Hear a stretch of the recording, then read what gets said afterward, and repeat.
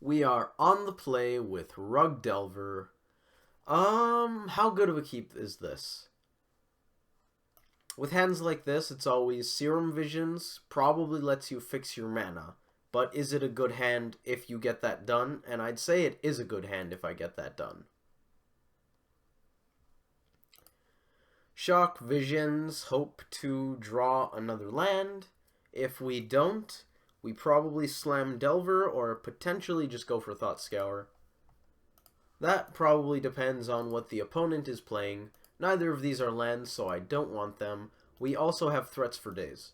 So hopefully our green source is right on top of the deck and we're playing against midrange. Okay. Hierarch.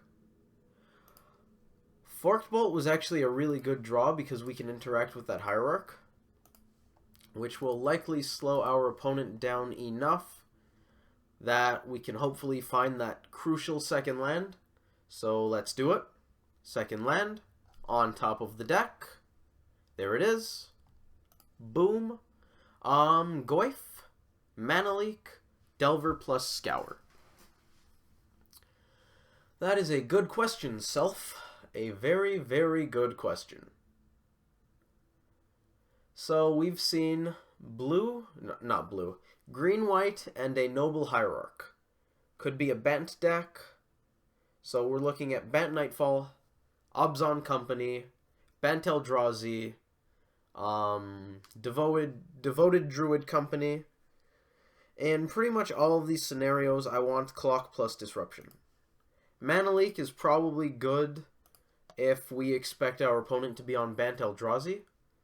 I don't think you want to go straight to that assumption, though, because holding up Mana Leak seems really bad in all the other cases. I want a threat. We're probably getting a blue source, even though we're going to be playing green cards for almost 3 turns. I think I'd rather get a blue source for the eventual Delver plus Thought Scour play. So we'll do that.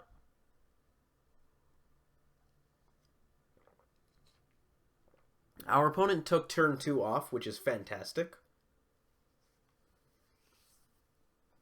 Of course. Well, actually, they took turn... No, it's their turn 3. We were on the play. It is Eldrazi. It is, in fact, Eldrazi. Snap Forked Bolt is both off the table and unable to kill that Displacer. So I think we want to get in there. And this is the interesting part where we consider, do I want Mana Leak or more threats?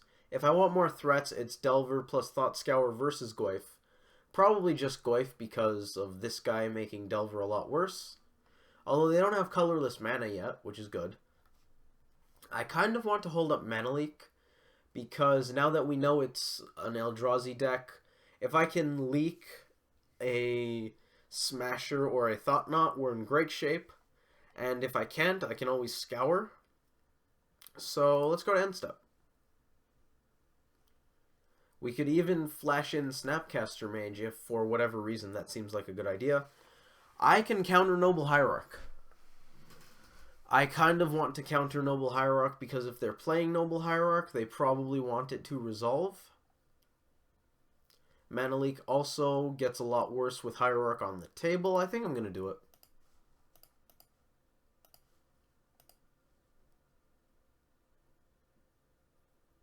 Puts a well, no, puts an instant in the bin for Goyf. Yep. Take 3. Their post-combat play is second Displacer. Okay, that will get an... Oh, they do have colorless. Well, I suppose... No, I do believe they played Brush Land last turn, so they do have access to colorless. The land just doesn't look very colorless-like. So we can go Goyf plus Delver, or we can go Snap Visions, or we can go Snap Forked Bolt. None of those options look very good, except for, say, Goyf plus Delver. I believe we just want to go hardcore Clock. And tempo them out. Seems like a good idea. Let's get in there.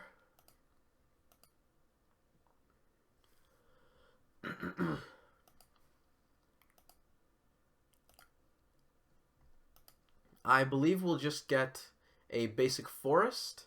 I don't need the third blue source, and I'd like to conserve my life total. It's highly unlikely that I need another red source at this point. So Goyf, Delver, go to us. If they have Path and a Displacer activation, we could get hurt a bit. Path plus Thought Knot hurts. I do believe this is our best play, though. So we're going to run it.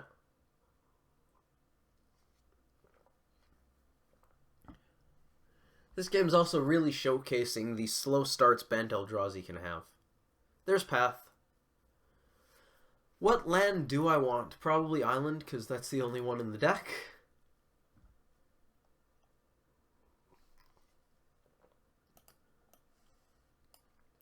So if I take this, and they have nothing, if Delver flips, we hit them for 7 and then snap Forked Bolt, they're dead. Unlikely, because they can activate Displacer. So I believe I want to take 6, play Goyf, leave the Goyfs back to block, and just get in with Delver. Third Displacer. Jeez. No reveal. Do I just play 2 Goyfs? I could theoretically attack with Delver and then snap Forked Bolt to take out a Displacer. That takes basically the entire turn. The only thing I have left at that point is Thought Scour. The other option is Goyfs for days. They can blink at least 1, so let's assume 1 Goyf is out of it. So I kind of want to have 2 Goyfs excuse me, available to block. So I don't believe I want to attack with any Goyfs.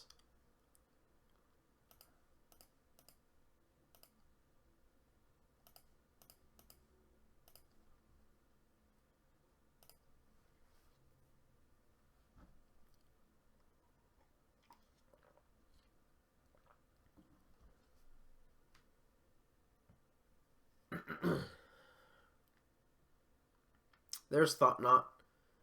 Almost certainly taking away Snapcaster Mage.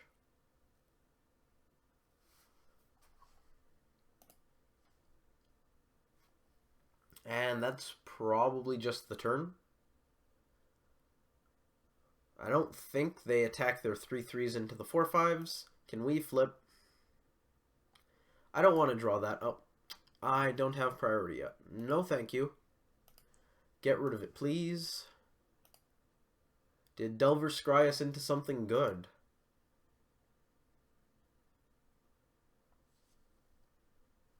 Well, at least we got a Delver out of the deal. I actually almost want to play the Foothills as well, because then we have Delver Scry with 2 Delvers. Delver Scry with 2 Delvers is a lot better than Delver Scry with 1. If I attack with a Goyf, they can double block. We're also at 5, likely to go to 4. They can blink at least 1 Goyf. I will have chump blockers off of the Delvers, so I definitely want to play these. That little guy. I don't think I want to attack, because unless they hit an Eldrazi Temple, they can't double blink. What happens if they hit an Eldrazi Temple? 2 Goyfs are out of commission. They swing with the team. I have to block 3 guys. Goyf trades with Thought Knot, Delver, Delver, Chump. And if I attack with Goyf and they hit Temple, we're in a very bad place. But these Delvers are going to give us some really good stuff. And if they have to spend their mana keeping Delvers down, I think I'm happy.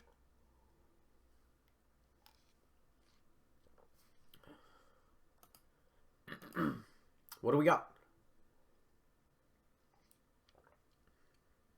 Yep, I'll show it off. Very happily. So they can blink 1 threat. Do I cast the Serum Visions before combat? First, let's find out how we kill them. If they have Path, they exile and blink 2, They chump. They take 6 and then we die. So if they have path plus activation, we're going to die. If we don't attack, are we still dead in that case? Path, activation, we have 3 guys back, block, block, block. But on their next turn, they can also activate. We won't have enough blockers. So if they have path and use activation now, activation on their turn, we will die. So we can't beat Path to Exile by waiting, which means we are going to need to act. The easiest way to do that is, well, I was going to say draw Lightning Bolt. Is Mana Leak better than Hooting Mandrills? Mandrills gives us another blocker, so I'm inclined to say I want Mandrills. Mana Leak doesn't play around Path. I don't think they'll have Blessed Alliance in the main board, so let's take the Mandrills Visions again.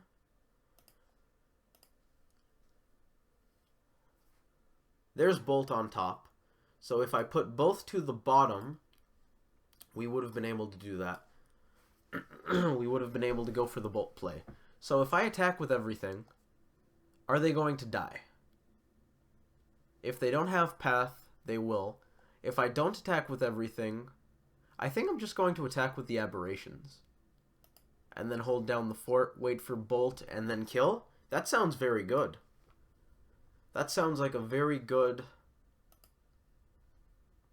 partially conservative play. So let's knock them down to 6. They accept. Does that mean we're just dead? Or maybe they're just being cautious.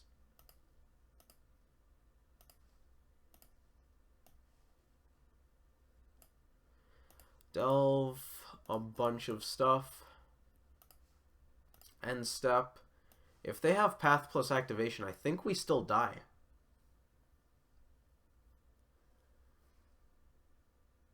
Oh, I did a bad thing. We're dead. I did a very bad thing. So the half measure did not work. And now we know. Now we know.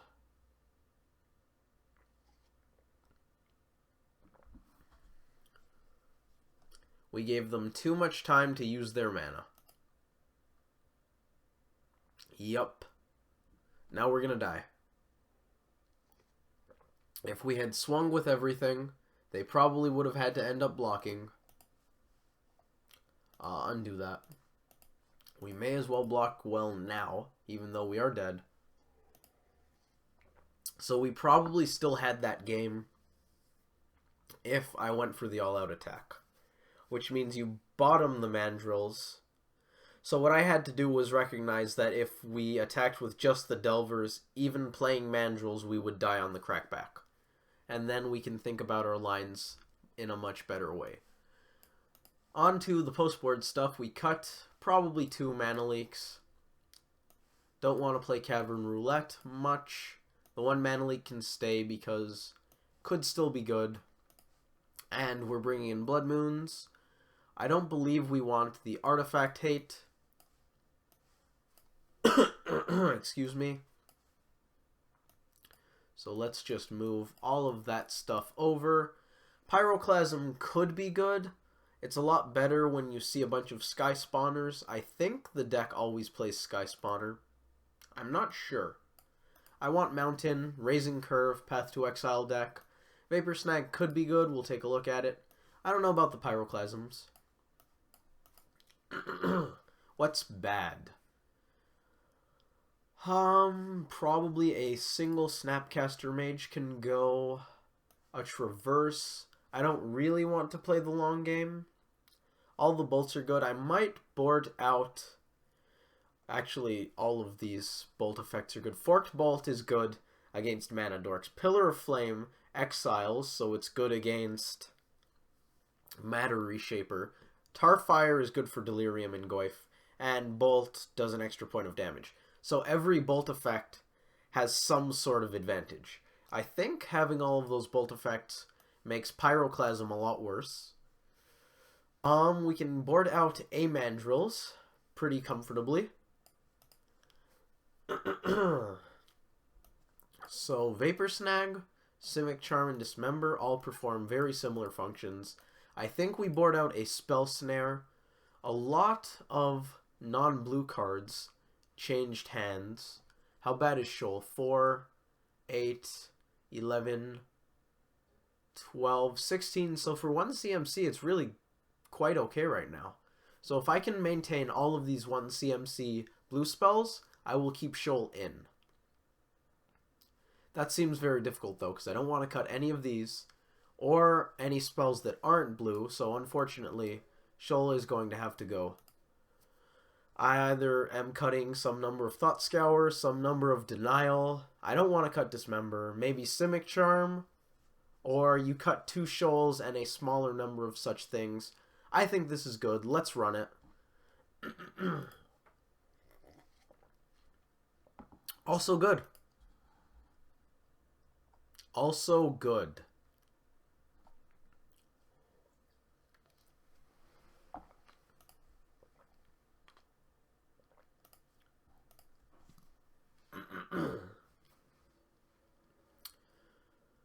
So we're going to be Thought Scouring on their end step with a Steam Vents because I'd like to Pillar of Flame that Hierarch into Hooting Mandrills.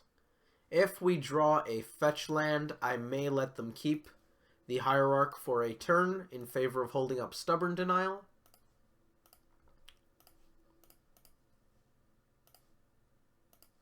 We drew a basic island, not a fetch. Excuse me. Blood Moon. And we happen to have drawn a basic island. This is fantastic. So, we are going to hit the board really hard, really fast, deal with their dude, play our dude, force them to answer... Excuse me, jeez. Force them to answer that, and afterwards they won't be able to handle this Blood Moon. So, Pillar. Very, very good draw for us. I'm not going to pretend that that was a bunch of skill. That had a lot of luck involved, drawing that particular sequence of cards.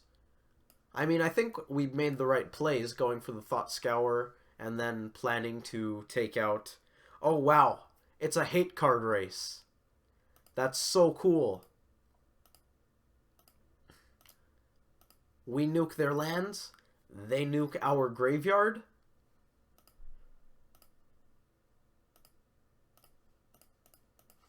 I do believe this trade will favor us, though.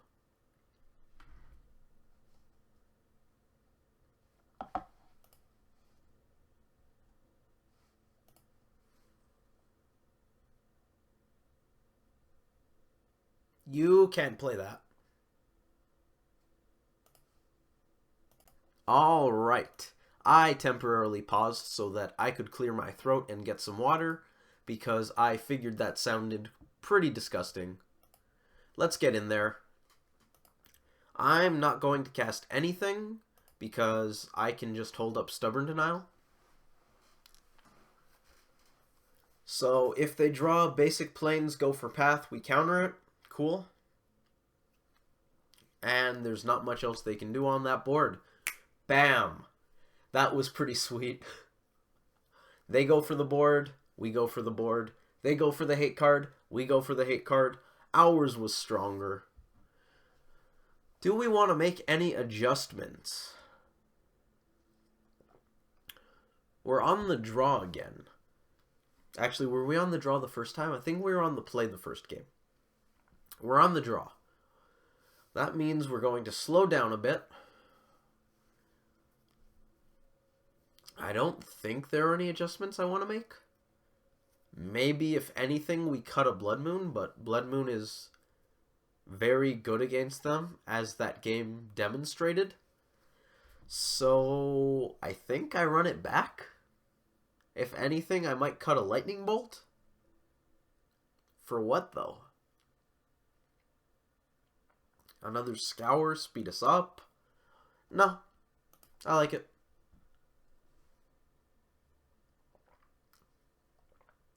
So this is not good for Blood Moon. However, I think I keep it because we can interact with their dorks, cantrip into some stuff, slam a Huntmaster sooner or later. Huntmaster is very good in this matchup. That's fine. That makes Blood Moon a little better, but Breeding Pool is not a land that is great when you're on the Blood Moon plan, because Island, Forest, Breeding Pool, great Blood Moon mana. Can't cast Blood Moon. We want a red source, and I believe blue is more important than green should we come across Blood Moon, so I think it's Island, Stomping Ground, Breeding Pool.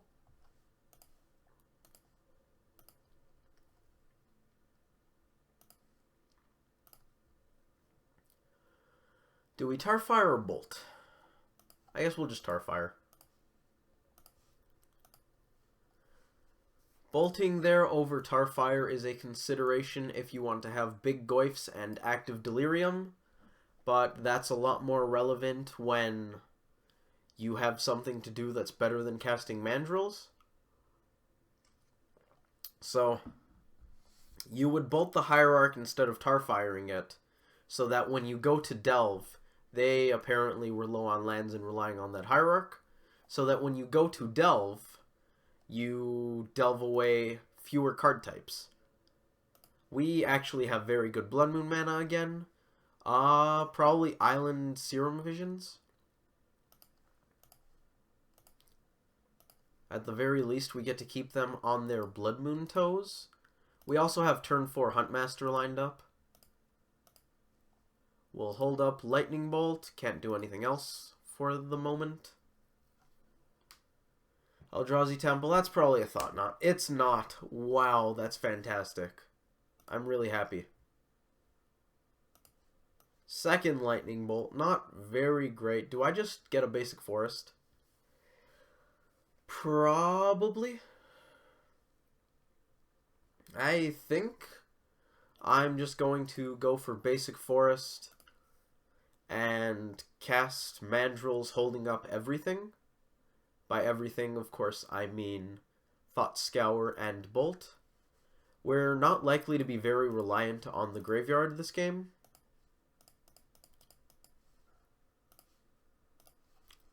Plus, we have Thought Scour to refuel it if that's important.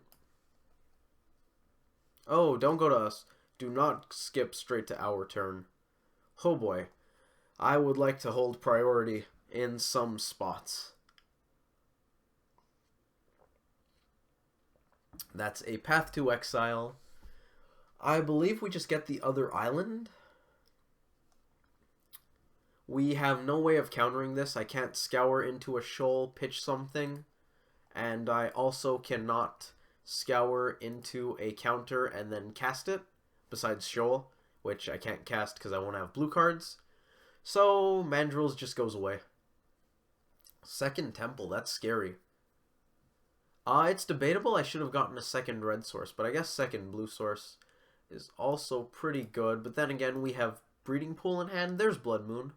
I'm not entirely sure what they've been doing. So, I don't think they have any counters that I'm afraid of. I believe I just played this Misty Rainforest and cast Blood Moon. Yeah, okay. Go to end step. Now we have double red. Thragtusk. Oh, that's cool. I like that a lot. That is a pretty good card to bring in. Gains them life. Makes another token, or makes a token when it dies. However, as Thragtusk, or as the hunter hunting Thragtusk suggests, you should always carry 2 spears. And we happen to have 2 very electric spears on hand. We play this tapped. We go Huntmaster and hold up Bolt. That seems good. Green, blue, blue, red. End step. So, they don't have any colorless sources, which is great. They can still play a lot of stuff. They didn't cast anything, which is even better. Shoot them. Shoot the token. We might not have to use this bolt on it, which would be good. Delirium not on. Still wouldn't be on even if we had Tarfire in the bin. So I'm not super sad about delving that. Actually, that looks great. The tokens can trade, or they can just lose the token to Ravager, or they can just end. I'm not inclined to want to be in a hurry to traverse out the basic mountain, so I'm just gonna let the game play out. It is a consideration that we could traverse plus bolt to flip Huntmaster back and forth.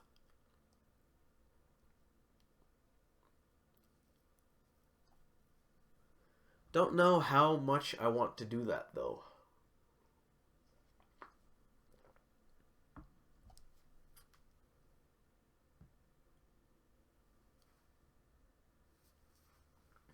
Huntmaster is really good against Bant Eldrazi because it affects the board in a very big way. I've mentioned probably 2 or 3 times on the MTG Salvation thread how much I like Huntmaster in this deck and all the reasons why. It's hard to displace her because ETB effects. It takes out dudes. Huntmaster does a lot of good things.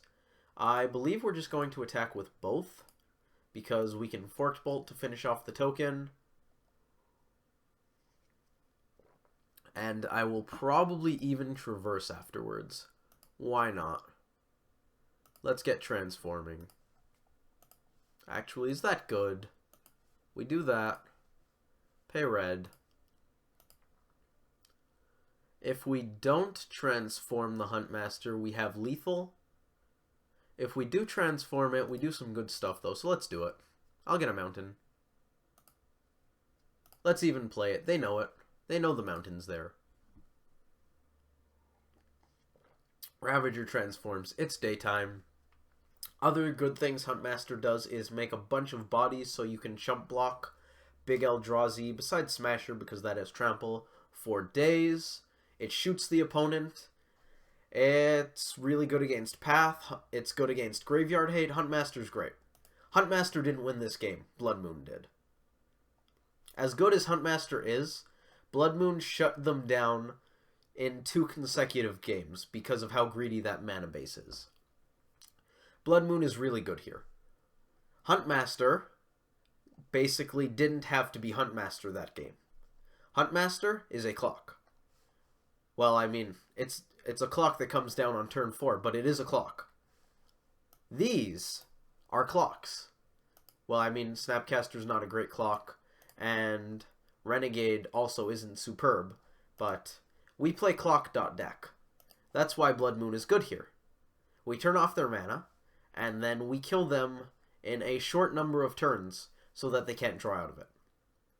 Blood Mooning something like Eldrazi or Tron, or I guess Eldrazi Tron, but Eldrazi Tron is uniquely resistant to it because it plays a bunch of threats at like 4 mana, whereas Tron either needs to hit its 6th land drop or find a basic. And Eldrazi Tron also runs a host of wastes that they can find, so they have a much better time against Blood Moon. But against Eldrazi and Tron decks, Blood Moon doesn't kill them. Blood Moon just slows them down. Eventually, given an infinite number of draw steps, they will find their lands that they need to kill you.